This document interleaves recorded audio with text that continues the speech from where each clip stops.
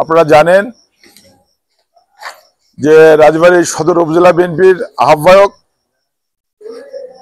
তার আহ্বায়ক কমিটিকে সাথে নিয়ে রাজবাড়ীর 14টা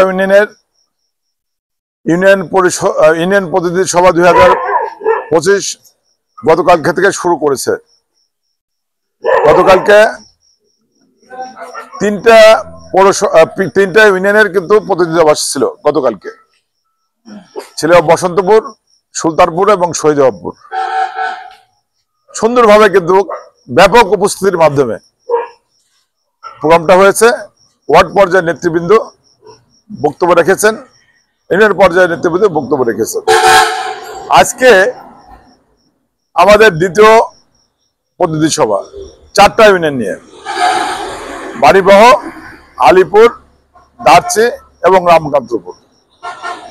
আমাদের জেলা বিএনপির অভিভাবক, জেলা বিএনপির সম্মানিত আহ্বায়ক লিয়াকত আলী বাবু সহ জেলার সিনিয়র নেতৃবৃন্দ তাকে উপস্থিত ছিলেন এবং লম্বা বক্তব্য রেখেছেন। আমিও বক্তব্য রেখেছি।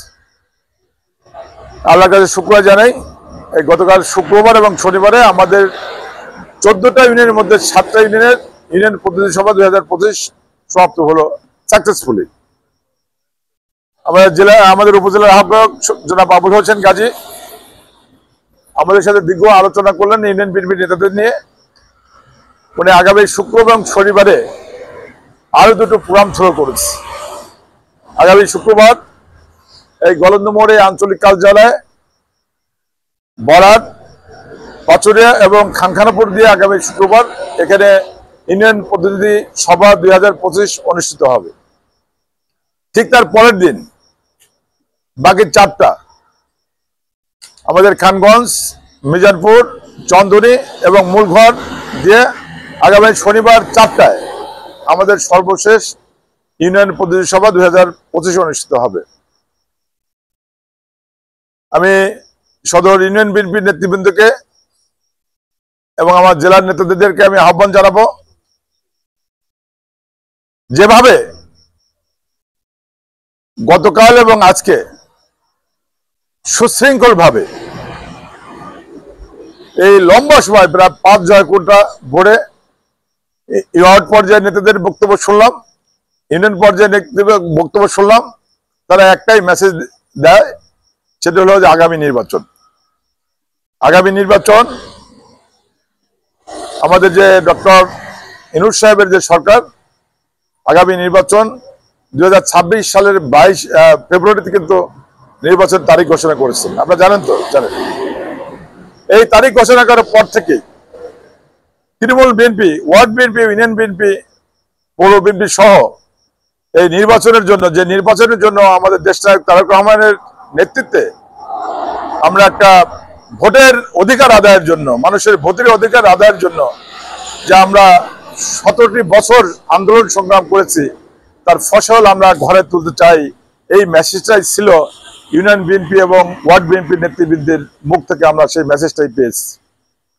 তারা 2026 সালের ফেব্রুয়ারিতে যে নির্বাচন হবে, সেই নির্বাচনে তারা অঙ্গীকার করেছে তারা ধানের শীষকে জয়যুক্ত করবে এবং সেই নির্বাচনে তারা আশা প্রকাশ করে, তারা বিশ্বাস করে সেই নির্বাচনে বাংলাদেশ জাতীয়তাবাদী দল জয়যুক্ত হবে এবং সরকার গঠন করবে। যে সরকারের নেতৃত্ব দেবে আমাদের মমতা মা, দেশনেত্রী বেগম খালেদা জিয়া এবং আমাদের প্রাণপ্রিয় নেতা তারুণ্যের অহংকার জনাব তারেক রহমান সাহেব ইতিমধ্যেই এই যে আপনার 31